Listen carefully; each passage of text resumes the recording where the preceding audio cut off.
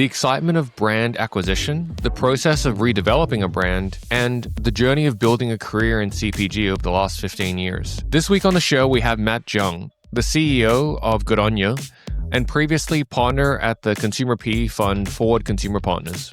Welcome to In the Money, an exploration of whether you can still make money in D2C and CPG. We follow the flow of money between founders, investors, lenders, and everyone else in the ecosystem to ultimately answer the question, is D2C and CPG still a good business? Hope you'll enjoy the show. Matt, you're our first brand operator who is a brand buyer versus a kind of brand starter. Obviously, you've been a founder many times before, but your current adventure is as a brand buyer. Tell us what got you excited about buying Goodonya. Yeah, Goodonya is a really interesting brand. And I think for me, the thing that stuck out was the product is ridiculous. So I have two little girls. Hydration has been a hot, I guess, category for a while. This is not a secret. And my wife and I, we think about organic a lot with what the girls are putting in their body, with what we're putting in our bodies. And when I was introduced to Chris, the founder of Goodonya, the pretense was actually more of me coming in as an operator, as an outsourced CEO, similar to my role at Last Crumb. And through that conversation, I've just made it clear that that wasn't the role I was interested in at the moment. I was looking more to either take a controlling stake in a brand or start another brand myself again. And when I started to meet Chris and learn more about the heart that she has and like how she formulated the product and how great it tasted, that's the first and foremost, the thing that really appealed to me. The brand has changed a lot in the last year since we took it over, but it always starts with a good product because you can't really fake that.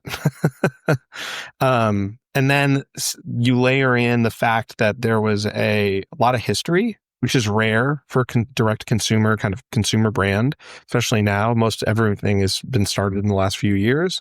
And so the fact that she'd been working and this product was born out of the restaurant that she started almost 2 decades ago, just had this rich history and product testing, almost kind of like an R&D kitchen that she'd really worked out all the kinks in.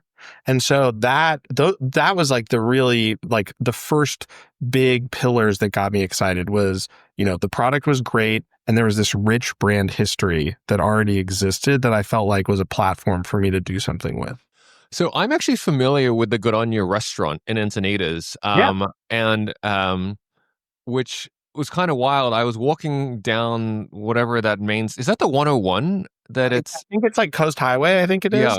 And I walked past it because I was there for a few days. I walked past it and I'm like, Goodonya, that's the same name, but Matt's business, but it looks so different. And then I walked past it the second day and I was like, this is it. And then our mutual friend Sam texted you and said hey, what's this can't be a coincidence. So what's the background of a health and wellness restaurant that's been open for 20 years that's spinning out as a CPG brand? And I guess, is this an opportunity that others should think about and pursue? Maybe actually. I mean, the story, and I'll do my best because it's not mine, it's Chris's, but Chris, the founder, is this amazing woman. She was a field hockey Olympian for the U.S. She was, I think it was the 94 Olympics in Atlanta. She was on the national team. When she left, they were fed basically these gross sports drinks. It's like Gatorade, Powerade, whoever the main sponsor of the, national team was at the time. And she really, took a different path towards wellness. And so she ended up starting the Goodonya. It was a deli originally. And I think it had a few locations. Then she created a bar, which I think she went to Expo West and tried to release this Goodonya bar for a while that she was testing. Then she did a drink that was what it is now. And then maybe 5 or 6 years ago, she worked with a co-manufacturer to develop the powder formula that it is today. And the thing that was interesting talking to her was that I would say that she had been at the forefront of basically every major trend that we're seeing in CPG. Beef tallow fries, she's been doing that for a long time. Grass-fed beef, she's been doing that for a long time. And so I think she's just brilliant. And what she was looking for, which is where the product was born, was, all these kids are coming into the restaurant and she's not going to serve them soda.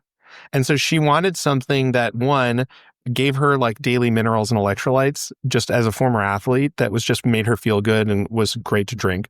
But then also something that like tasted like lemonade that she could give kids when they came in, instead of like a, sugary like sports drink or soda.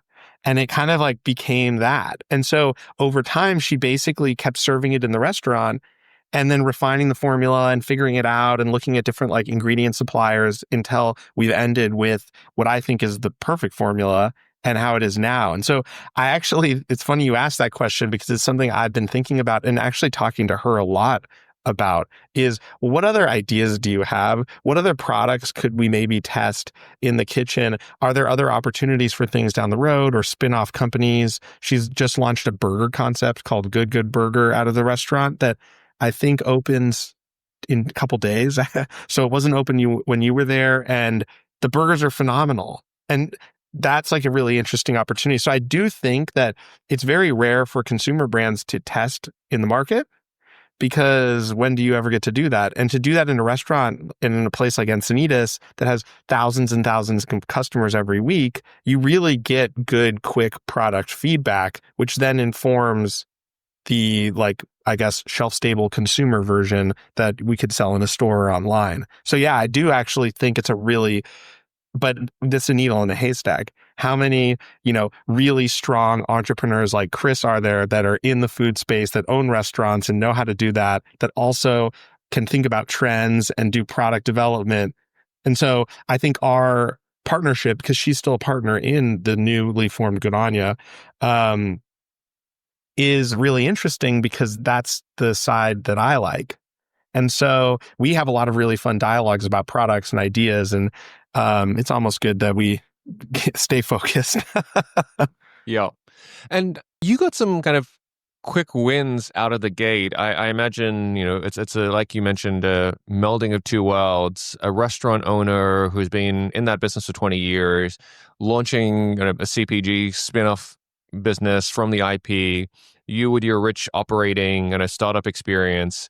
Maybe we could talk about, some of those quick wins. What was that perspective that you bought? You guys, invested in a rebrand. So maybe we'll talk about the early Goodonya story.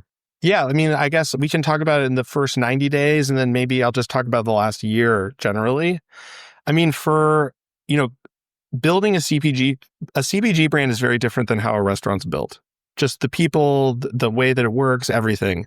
And so a lot of the quick wins were applying the operational know-how that I had from running Last Crumb and doing Wellen back in the day, in terms of working with our 3PL to really nail down all of the logistics, working with our co-manufacturers to really nail down the P&L and the timing of everything, and really like give them a roadmap for what we were going to do.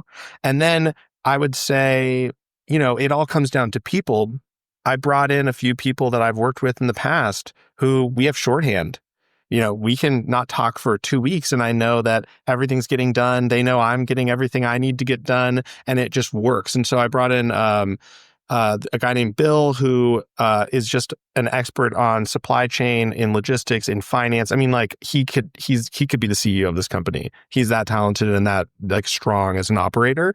And then another friend, Nicole, who I've worked with at Last Crumb and a few other projects, who is a ridiculously strong marketer. And honestly, she could probably be the CEO of the company too, because she understands logistics and operations and how to like develop. And so I brought them into the process before we even knew we were going to close the deal, and agreed to pay them as consultants through the diligence. And through that process, they ended up becoming minority partners with me in the business. And what we really focused on was, how do we have a great product? How do we pay it off for the customers by making sure that we're delivering fast and on time, where we have the right product in stock that we need? Amazon isn't running out. We're learning. Amazon had never worked. I'd never done a business on Amazon ever in my career until Goodonya. So I would say the first 90 days were a bit of a learning curve to just understand how the platform worked. How do we start to win there? How do we start to push there? And then we really basically just, I would say, looked in. And so a lot of the big things that happened, no one saw. which is that we started doing really deep consumer interviews. We started looking at like the brand and the the brand universe of Goodonya and basically saying, how does this all make sense? Who are we? What is our key messaging? Who are our customers? And let's talk to them and figure out who these people are and what they care about, what the the technical, functional, emotional values of the product and the brand are, and then basically use that to inform the roadmap for the rest of the year instead of saying, oh, look at us, we've done this before, we know what everyone wants. Let's actually hear what they want, and then and I would say that there were a lot of things that we were right about, and there were a lot of things that we were wrong about. And basically, we just let the brand do what it was doing through the summer. And then it was clear to us that we needed to change something in the brand. And so in about August, which was 4 months after we took over, we ended up starting the process with an agency called Buddy Buddy, and then another agency called Astronaut Monastery, to redo the branding, redo the packaging, do creative photos and videos, and then which we just launched in, I think, April 1st. And so it took about 8 months for us to really do everything, get it set up, and rebuild the entire brand to launch for this summer. AI, AI, AI. Everyone's talking about it, and you're worried you're getting left behind. Meet RichPanel, an AI-first customer support platform that's built for one thing: making support faster, smarter, and cheaper for e-commerce brands. Something you can actually feel smarter about using. RichPanel combines a unified inbox across email, chat, and socials, a customizable self-service portal that customers actually use, and Sidekick AI, powered by GPT-4, which learns from your past tickets to suggest on-brand replies. Does it actually work? Well, with RichPanel's guarantee, you get guaranteed 30% cost savings when you switch from Zendesk or Gorgeous, 30% automation to reduce your ticket volume, and a no-risk guarantee that if RichPanel doesn't deliver those results in 60 days, you get a full refund. That's why top brands like Ridge Wallet, Jones Road Beauty, and Pella Cases are already using RichPanel to save hundreds of thousands in support costs. Time to start letting AI work for you. Head to richpanel.com and start your free trial today. Real savings, real automation, real AI that actually works. We recently had Rob Fraser from Outweigh Stocks talk about this. We had Debbie from Copper Cow Coffee talk about this, of just kind of really investing the time, ideally IRL, but almost certainly on D2C, even if you are a retail first brand, to really have that customer connectivity, to really better understand positioning, understand kind of product uses, understanding kind of customer attributes. Yeah. You mentioned you looked inward, you did those deep customer interviews. I'm curious, what did you learn about that through that process that maybe was different or unexpected? I think that what we learned, we learned that I wasn't unique in the reasons that I was so excited about the brand, meaning it was a lot of families, which was unexpected. I think our thesis originally was it was mainly women that were like very like goop, very health conscious, and that was not the case. We had people from age 18 all the way into their 80s that were using the product. We had men and women using it. But what we kept hearing over and over again was that people liked it because everyone in their family liked it, that they could drink it all the time, that it didn't feel like something that they could only use after they worked out or, went on a hike. It was not usage based. It was more lifestyle. And that was something that I wouldn't say that we thought. We thought it was a very granola, health conscious, goop kind of like woman. And we found that wasn't the case. It was much wider. And so what we tried to do was clarify. We don't do another unique thing about the brand is that we don't do any paid marketing on Meta or Google. So the brand, grew triple digits from 2023 to 2024, and we're going to grow triple digits again this year. Fingers crossed. As you know, and we did that all without paid. And when we took over, the brand was doing paid, but we just felt like it didn't make sense.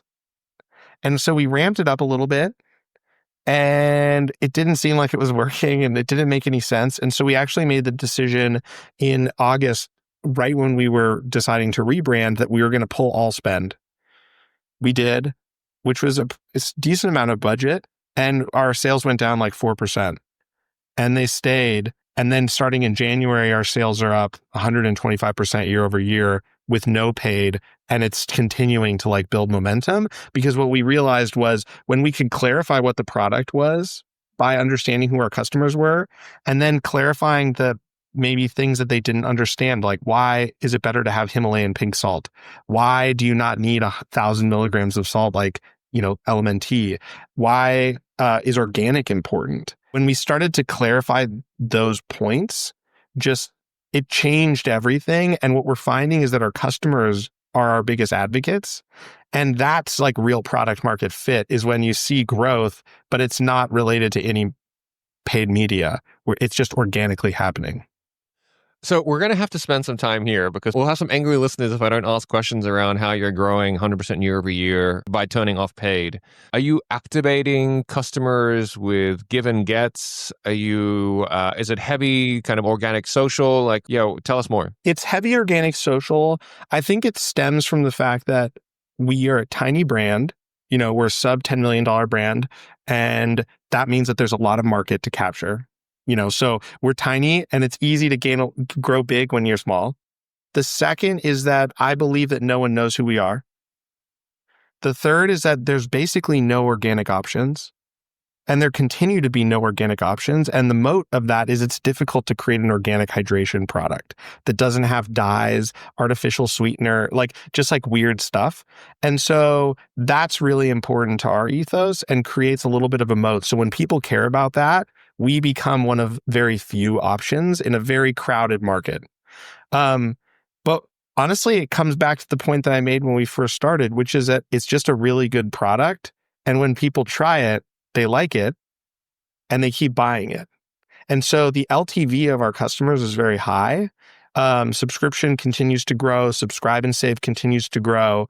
And we basically believe that if we can just do a great job and continue to pay that off, our customers will reward us by introducing us to new people. Now, we layer in organic social. We do a lot of gifting.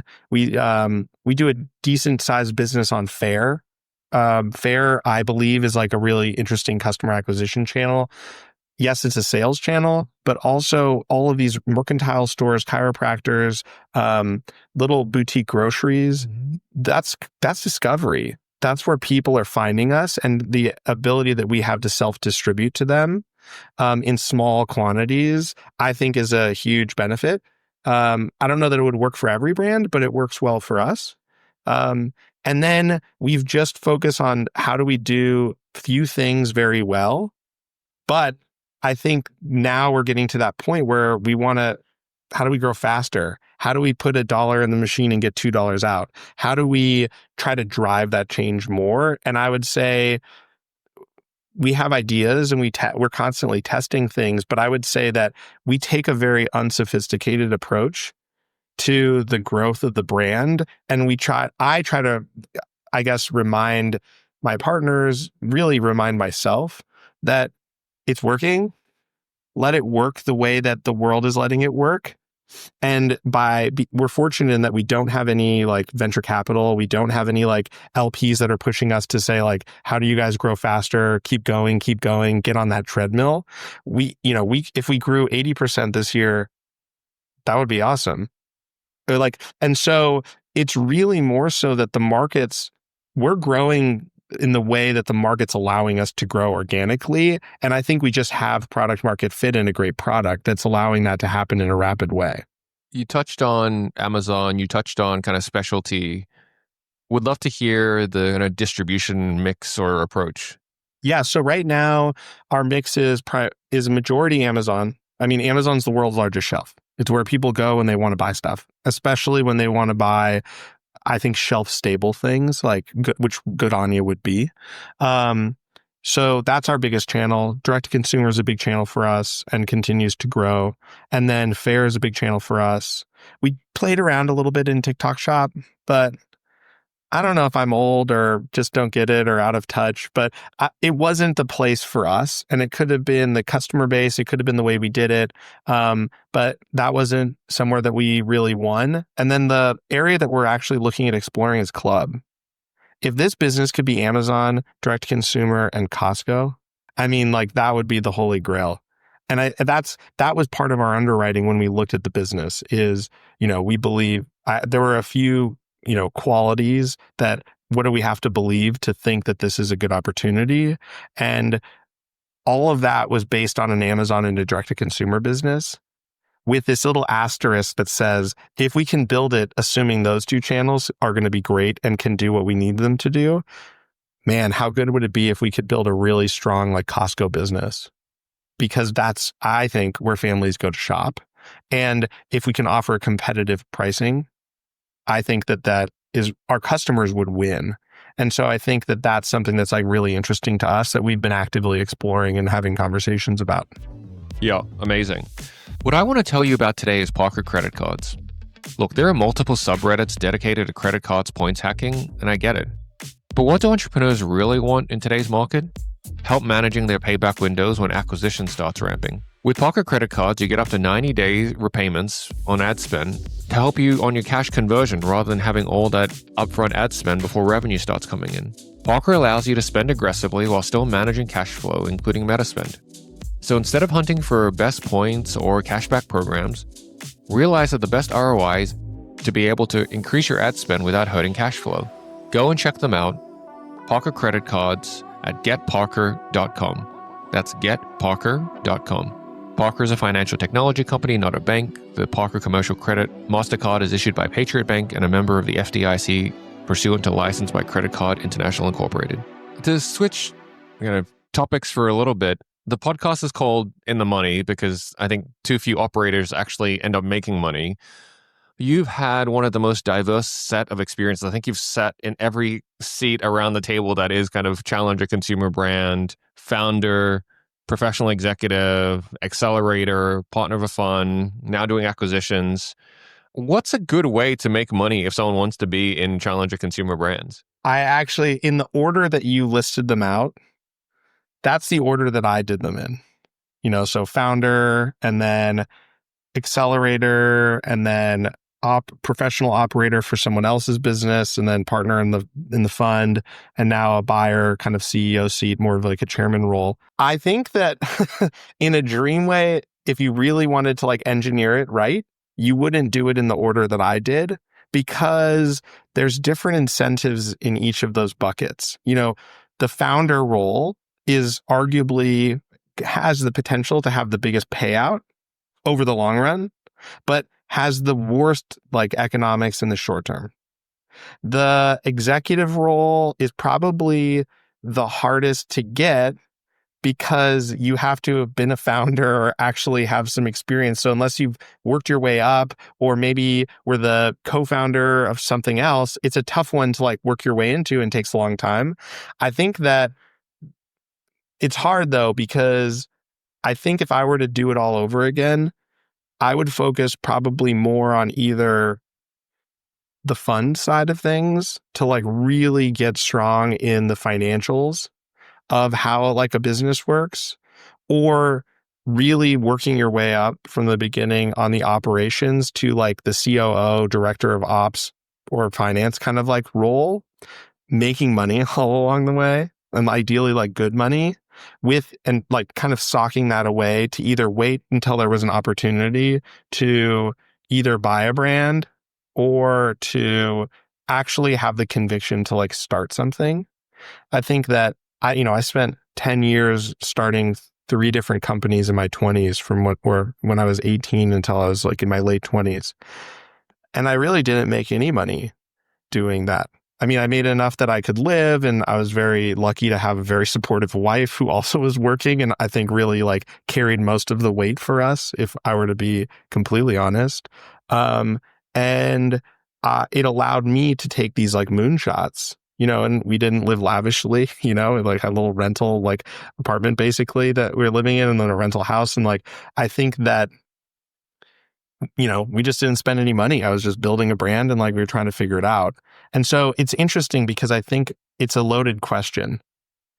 It's easy now. I mean, sitting like in my late 30s, having 20 years of experience building brands to say, oh, well, this is easy. You should just do it this way. But at the end of the day, I'm in this position now with Goodonya because of the 20 years of kind of trying it out and figuring it out on my own dime, with Wellen and then Grover and Son and all the different opportunities. But I would say that the biggest trajectory changer for me was actually working on Last Crumb. And the reason for that is it's kind of like picking the right horse. The Kentucky Derby was just this last weekend. It's like, if you pick the right brand, that there's just momentum that is everything in consumer brands. And that gives you such a leg up because you're learning so much so fast. You're seeing so many patterns.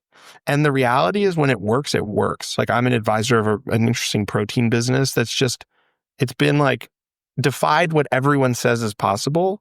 It's been profitable the whole time. It's grown a ridiculous amount. It's a crazy business. And from being at the fund and learning about a lot of these businesses, and I know you see a lot of businesses, you always kind of hear from people like, well, they raised a lot of money and they're like losing money. It's like, no, but see the winners, they're not losing money and they're not needing to raise money and the economics work.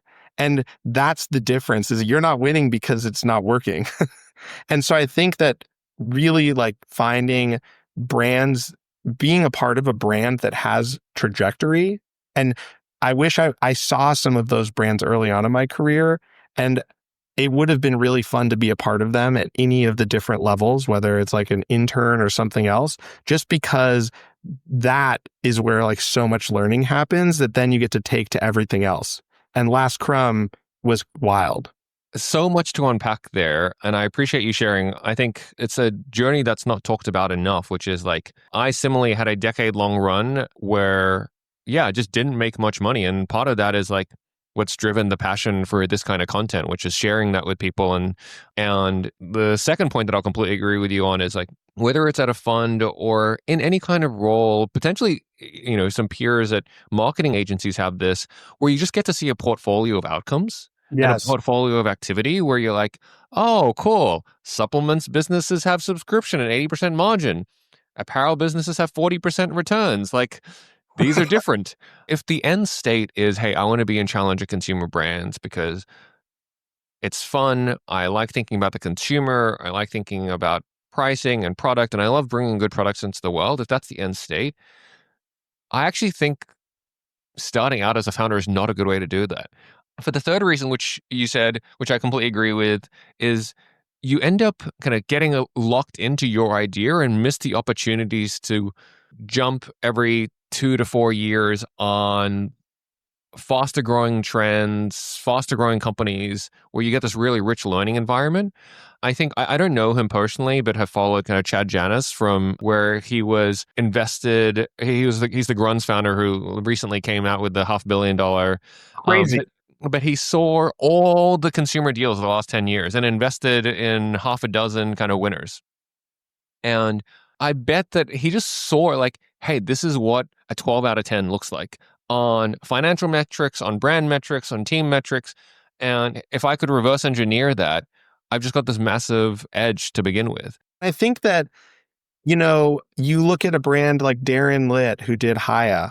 God, what a great brand. How smart. I have kids like those multivitamins. It makes perfect sense. So interesting, so well executed, so focused, and a great outcome for him and his partner, who I'm forgetting his name. But I think that the hard part though is if you start in the path of, let's say, a fund and you get to see all that pattern recognition, I think the thing that's hard is that sometimes either through, ego or, you have a couple wins, is you think you can kind of, whatever you touch is gold, but you don't have the operational chops to like really like do it. And I think it's important. It's like knowing when it's time to maybe go leave and then go into a company and like operationally learn how to actually like what it's really like in the trenches, because it's not the same. It's easy to look at a spreadsheet, we both have done it, and you say, oh, this looks like it could return some capital. And then you're in it. You're like, oh, that was completely wrong. That's not how it's working at all. And I think that, to your point about the Grunz founder, it's like, I'm sure that was it. I mean, you see so many with Goodonya. I mean, that's how it was. It was so clear. I mean, we did the whole deal from meeting Chris to closing the deal in 9 weeks, end to end. Like, I met her for the first time and the deal was done.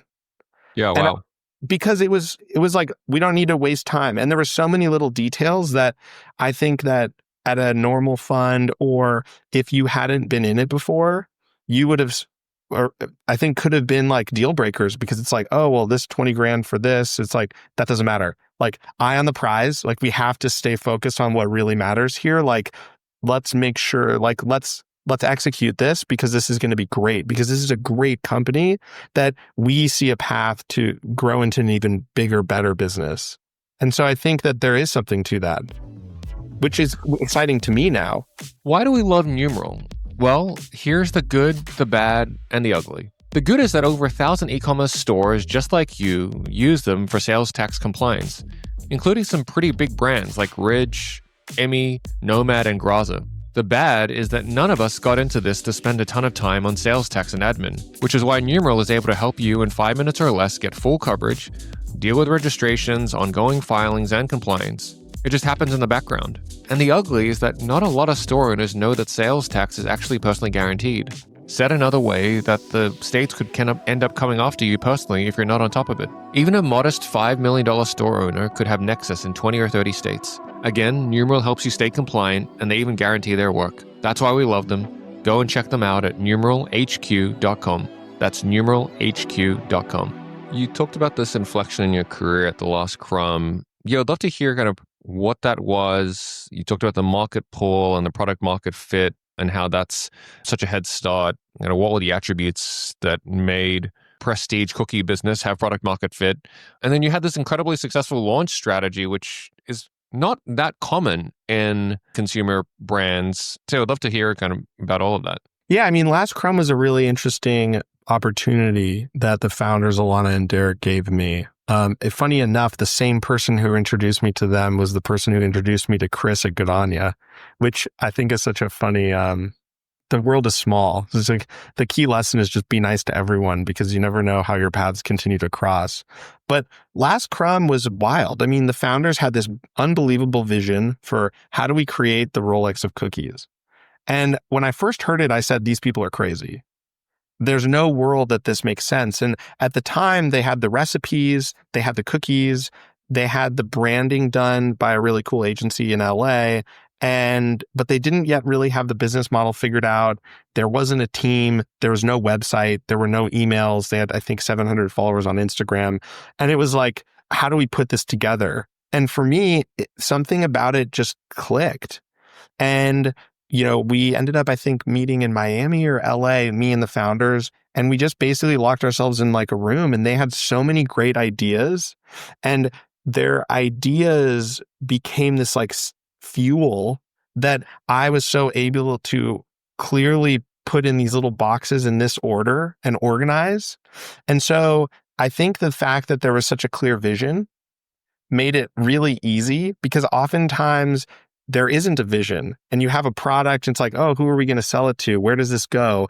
It's like, oh, well, we can do anything. That's the death of everything. It's like, you're nothing. You don't know who you are. Just have a perspective. And I would say that they pushed me a lot, in the sense that I was like, well, we should maybe keep our options open. And it's like, no, we're just going to be the most expensive cookie. This is what we're going to do. It's like, okay, cool. And then once you have those parameters, you start to play. And originally, it's interesting, we wanted to do the drop, which was a unique model in direct to consumer. I mean, we had a lot of tailwinds going for us in that COVID was going on. People were stuck in their home. They were like craving experiences. And this was just like the most ridiculous of all. And we also were we benefit from the fact that we just didn't have capacity, meaning we were making cookies in a commissary and we couldn't make that many and we hadn't made any.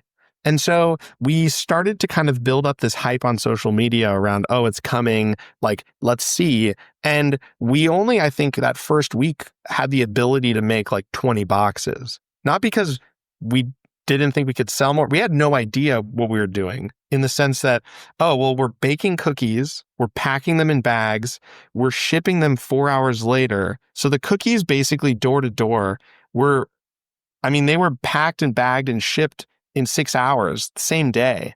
And so logistically, it was a really difficult business because we were self-manufacturing, and that's a whole different world. We didn't have some nice co-man that we could just say, hey, we want to pre-order 12,000 boxes of cookies and like we want them on Monday, Tuesday, Wednesday, Thursday, and like we'll take Fridays off so you can like clean the machines. We were doing it ourselves, and all these cookies were very difficult to make, and they required a lot of time. And so I think that constraint worked to our advantage. And so instead of viewing that as we can't launch this because we don't know how we're going to make all of them, it's like, well, let's just sell 20 and then we can make more the next week, and then we can just keep making more. And it ended up being like this beautiful thing because it created this really interesting friction. And that friction was that I call it like the marketing team was trying to kill the manufacturing team, and the manufacturing team was trying to get better than the marketing team so that the marketing team couldn't sell as many cookies as they could make. And the magic was trying to keep these two groups just away from each other so that they never actually flipped. And that worked for basically 2 years while I was the CEO. And we we dramatically increased our capacity in the first like 30 days. We went from basically selling 10,000 cookies in a drop to doing 100,000 cookies in a drop, $100,000 of cookies in a drop within like 90 days. And then it was crazy. And we're still making them with the same constraint. We have to make the cookies same day that we ship them. We ship everything 2-day overnight. And so it was this like phenomenon, and we were able to do it with no paid media the entire 2 years that I was there. So we never spent $1 on paying an influencer. We never paid for any marketing of any kind on Meta, Google, anywhere. And we basically just kept building this momentum for people to like want to experience this phenomenon. In our biggest month, we were doing 7 figures a month when I was leaving the business, and it was crazy. Yo, wow. Matt, as we head towards a wrap here, I'm curious for our listeners, a win of the last year, whether it's with brand, tactic, channel, product, something that maybe our listeners would benefit from, a win that you've experienced. All right, let's see. A win that I've experienced over the last year. I think the biggest win was definitely the rebrand. I think that's the most tactical win. We did a flawless job, in my opinion, as a team, putting it together over those 8 months, launching it, getting it all live in like basically the same week. And as you know, timing Amazon and D2C and supply chain and all the different things that go with it is like really tough. I would say that's the biggest like tactical win that I've had at Goodonya over the last year, just because we saw basically a 50% lift on Amazon doing nothing different, just because our theory was people didn't know what our product was before. And now it was so clear what it is. And it showed the values of the brand, the lemons and being organic and saying electrolyte drink mix. But I think like really the biggest win would be the fact that when you're either buying a small consumer brand or you're involved in a small consumer brand, it really comes down to all the personalities and the people. And I think one of the things that we really did over the 9 weeks working with Chris on getting the deal done and the subsequent 12 months have been putting together a really strong team. When we feel like there was a hole, bringing in the right player, aligning everyone, giving them the resources that they needed, empowering them with what the true north of where we're going is, so that we don't have a lot of meetings, we don't waste a lot of time, everyone is very autonomous, yet we're able to achieve something that's like really meaningful, and we all get to kind of work in our own way remotely. And so I would say the managing the people and keeping everyone aligned has been probably the thing that I've spent the most time on over the last year. And while I wish I could take credit for the rebrand, the reality is that all I did was approve the budget. The team that I work with is so talented. My goal is to just keep removing bottlenecks so that they, have the resources that they're able, to use to kind of keep taking the brand to the next level, and then continuing to give everyone more opportunity to grow so that we all can keep doing this together. That's amazing. Is there anything that you're seeking from our listeners, seeking from the universe? Where should they find you? Where should they find Goodonya? Well, you can find Goodonya on Amazon or on our website. We want to meet you where you want to buy is kind of like the thing that I always say. And, from the universe, like I love talking to people looking to buy brands. I love talking to people who are starting brands. So I would say I like to give. I don't have a lot of ask right now. We're kind of doing our thing and we're just like chugging away, but I would love to chat with anyone who wants to chat. And the easiest way to get a hold of me is usually LinkedIn. And if I don't respond, try again. It's just it gets crazy busy and it's not personal, but I think that it's an exciting moment in consumer. And I think people are really starting to build brands a little bit differently. And so I love talking to people about that and sharing anything that I have that hopefully could make them a little bit more successful. Matt, thanks so much for coming on the show and look forward to next time. Yeah, thanks so much. Good talking.